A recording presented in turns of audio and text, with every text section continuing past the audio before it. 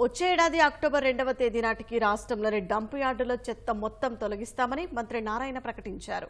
పల్నాడు జిల్లా ఎడ్లపాడు మండలంలో చెత్త నుంచి విద్యుత్ ఉత్పత్తి చేస్తున్న జిందాల్ ప్లాంట్ను స్థానిక ఎమ్మెల్యే ప్రత్తిపాటి పుల్లారావు, స్వచ్ఛంద కార్పొరేషన్ చైర్మన్ పట్టాభితో కలిసి మంత్రి నారాయణ పరిశీలించారు.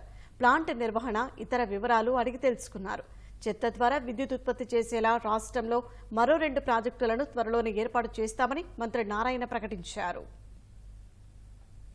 పర్ డే 1200 వేస్ట్ అటు గుంటూరు మున్సిపల్ కార్పొరేషన్ కానీ, చుట్టుపక్కల ఉన్న మున్సిపాలిటీస్ నుంచి కానీ, చిలకలూరుపేట మున్సిపాలిటీ నుంచి ఈ యొక్క జిందాల్ పవర్ ప్లాంట్కి ఎక్కడైనా వేస్ట్ వెట్ డ్రై 2 కలిపినటువంటిది తయారు చేసేటువంటి ప్లాంట్ ఇది చాలా అరుదుగా ఉన్నాయి రాష్ట్రంలో. ఇది ప్రజలకు చాలా ఉపయోగకరమైనటువంటిది. ఈ వేస్ట్ అంతా ఎక్కడికక్కడ కుప్పలుగా పడితే పొల్యూషన్ వచ్చి ప్రజలు అనారోగ్యానికి గురయ్యేటువంటిది.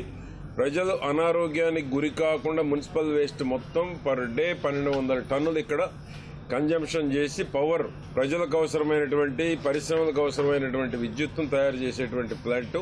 ఎక్కడ చుట్టుపక్కల ఉన్నటువంటి ప్రజలకు ఎటువంటి ఇబ్బంది కలగకుండా చాలా ప్రాంతాల్లో ఇటువంటి ప్లాంట్లు పెట్టినప్పుడు చుట్టుపక్కల ఉన్నటువంటి ప్రజల నుంచి చాలా వ్యతిరేకత వస్తుంటుంది. కానీ ఇక్కడ మేము స్వయంగా ఇవన్నీ పరిశీలించిన తర్వాత ఎక్కడ ఎవరికి కూడా ఎటువంటి ఇబ్బంది కలగకుండా హైజీన్ కానీ, శానిటేషన్ అన్నీ మెయింటైన్ చేస్తూ పొల్యూషన్ కంట్రోల్ బోర్డు వారి దగ్గర నుంచి అవార్డులు కూడా తీసుకున్నారు.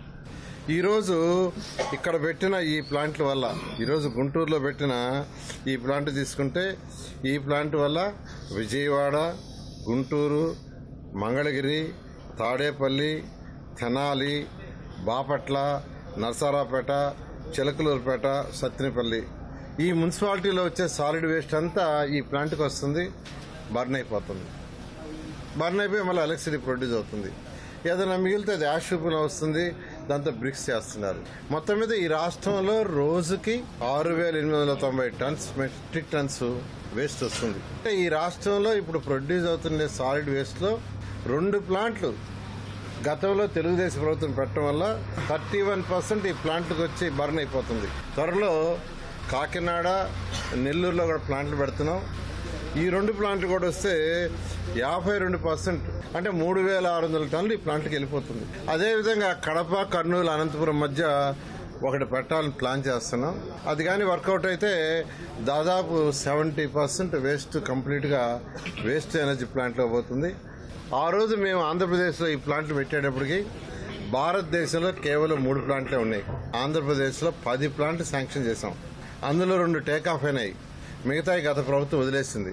ఈరోజు భారతదేశంలో 15 ప్లాంట్లు వస్తే గత ప్రభుత్వం 5 సంవత్సరాల్లో ఒక్కటంటే ఒకటి కూడా పెట్టలా. చెత్త పన్ను వేయటం తెలుసు, కానీ ఆ చెత్తని ఎలా క్లీన్ చేయాలి అనేది లేదు. 85 లక్షల మెట్రిక్ టన్నుల లెగసీ మిగిలిపోయింది.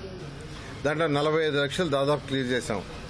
మిగతా 40 లక్షలు కూడా 2025 అక్టోబర్ 2వ తేదీ కంప్లీట్ చేయాలని ముఖ్యమంత్రి గారు ఆదేశించారు. ఆ ఆదేశం ప్రకారం ఈరోజు జరుగుతుంది.